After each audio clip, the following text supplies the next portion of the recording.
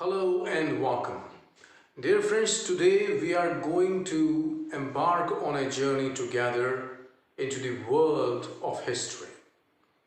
During this journey, I will play the role of a narrator and you all will play the role of the passengers.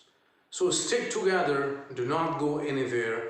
It is going to leave some indelible impressions on your timeline and on your mind.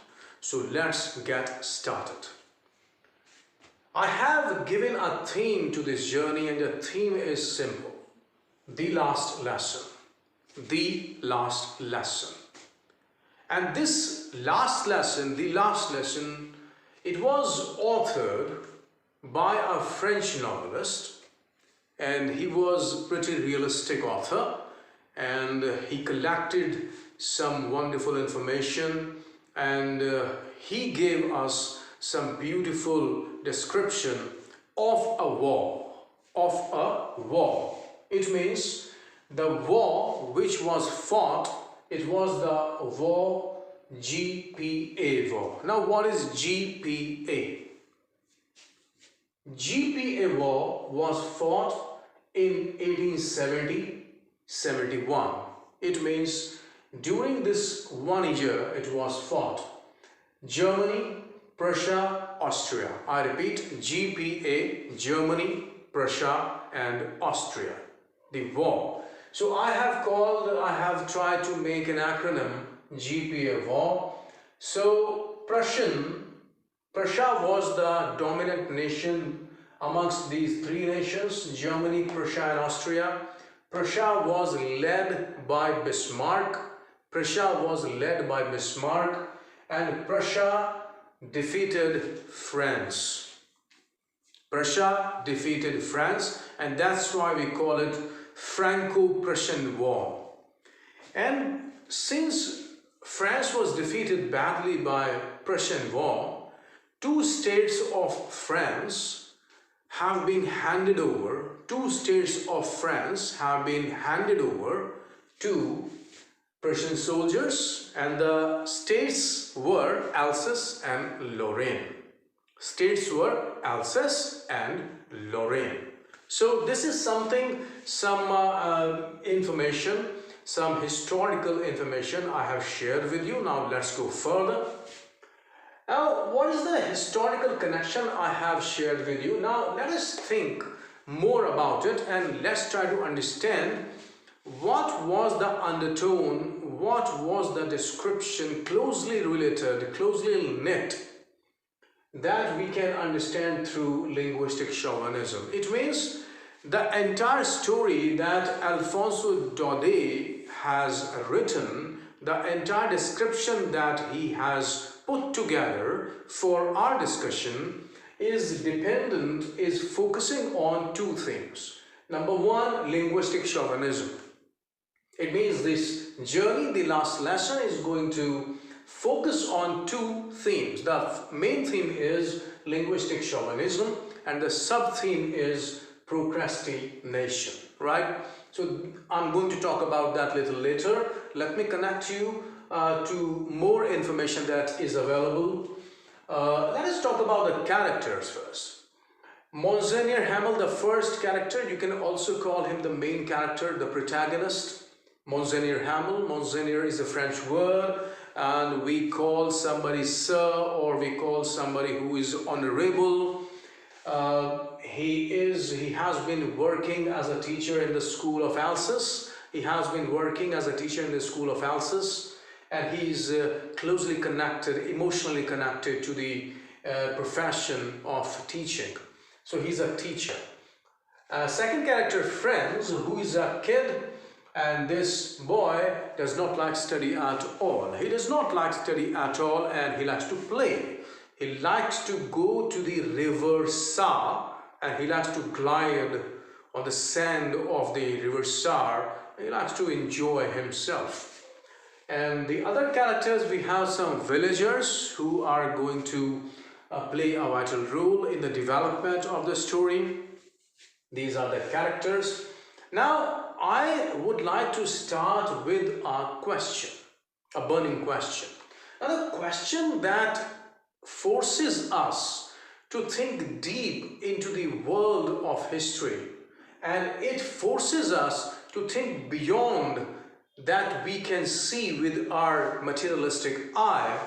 We have two eyes and we can see something, but if we go beyond our vision, if we try to understand the geographical boundaries, if we try to think about what the wars bring for us, if we want to go on the philosophical level, then we want to ask this question: does language unify us?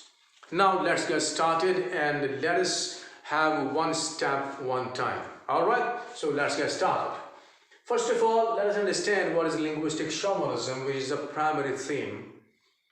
Linguistic chauvinism. Linguistic means related to language. Chauvinism means excessive pride in something that you have. Excessive pride in something that you have. It could be anything. It could be your nationality, it could be your birth, it could be your caste, your creed, your emotion, your thought, whatever, your skin, whatever you can have, whatever you want to have, whatever you want to feel about excessively, and it encroaches the freedom of other people. I repeat, if the idea that you hold and the idea encroaches and crushes the sentiment and the freedom of other people, we call it chauvinism. Too much pride to be resisted. So if you cannot resist and you show a lot of patriotism, even a lot of patriotism can also be called chauvinism. Your patriotism is the best. It means chauvinism is a kind of philosophy that you think whatever you hold is the best, and everything that does not belong to you is inferior to your belief, right? So excessive pride in something that you have is a chauvinism. So linguistic chauvinism, it means the language that you have, and you feel excessive pride about your language, you feel the other languages are inferior to your language, you hold those detrimental and completely destructive ideas that does not allow you to encroach on the freedom of others, right? So linguistic chauvinism. Procrastination. Somebody was talking to me day before yesterday, and we had a topic that should we delay our work or not? Should we believe in procrastination? Procrastination means that you do not do what you should do now and you keep delaying it. You do not do what you should do now at this point and you keep delaying it in the hope that you will do it later on, and now you can enjoy, you want to enjoy yourself in just trifles. You don't have any important or valuable process work that can change your life, but you just enjoy procrastinating the work, and you do not really believe in the punctuality of time. So you actually believe in procrastination. Now, let me ask you one question. Do you think my language, if I speak language of Hindi or language of English, whatever, so if I speak Hindi, should I feel so much violent, or should I feel so much excessively, should I have so much pride in this that I should make the others feel suffocated, that your language is the worst or trash? Do you justify this? Number two, I have asked you one question. Number two, does language unify us? You just need to ask these questions yourself. Do you think language unifies us? Language unifies us. I would also like to ask you some other questions, like imperialism in the world has grown too much, and I would like you to go back, travel back into the history, and you will find that the English, they came to our country and they invaded us, and they completely imposed their own language on us, and today we are speaking English. I don't mind speaking English, but I'm telling you the factual truth. So they invaded us, they imposed their language on us. Why? If I say Brazil, if I say some African countries, the Spanish Armada, and if I give you some historical evidence that can make you feel that why the French people, they went to the other countries to colonize them, to completely supplicate them, and they invaded them and imposed their language on the masses. Why? If I say that every country that was involved in the imperialism or that was involved in a military expansion, why they invaded the other country and why did they choose to impose their own language on the people who were suppressed and oppressed by them. It means that suppressed and the oppressed people will speak the language of the people who were the oppressors and the suppressors. While the victorious people hold this detrimental and very destructive idea that their language should be imposed, should be thrust on the people who have been completely patronized, who have completely been decimated. Do you think so? Think about it. Now let us come together and let us try to understand that when people have power, so does power corrupt? Let me give you this mind thought. This is the question and this is a mind thought to you. Let me repeat. Does power corrupt? Think about it. And you can also think about it. Power corrupts absolutely. And absolute power corrupts absolutely. Power corrupts and absolute power corrupts absolutely. You can think about it. Now let's get closer to the idea of this chapter. Now we have the characters Monsignor Hamel. Monsignor Hamel has been teaching in the School of Alsace for the last 40 years. He has become a devoted teacher. And now the previous day, he told his disciples that I'm going to ask you a few questions on the participle. Now because since Franz does not like study at all, and he did not study at all, he has not prepared participle anything, nothing on participle, and he is afraid to go to school. He does not want to go to school. Now as he starts and he slows his pace down, he does not try to hurry up, and he is slowing his pace down. So he goes, and when he comes closer to a place where a bulletin board can be seen, bulletin is a place where all the news that come from war, it is pasted on the bulletin board. How many people were killed, how many people lost their relatives or lost their soldiers. The country has lost a good number or less number or more number of the soldiers. How many people are going to be drafted? Drafted means they are going to be taken into the service as soldiers. So many kinds of information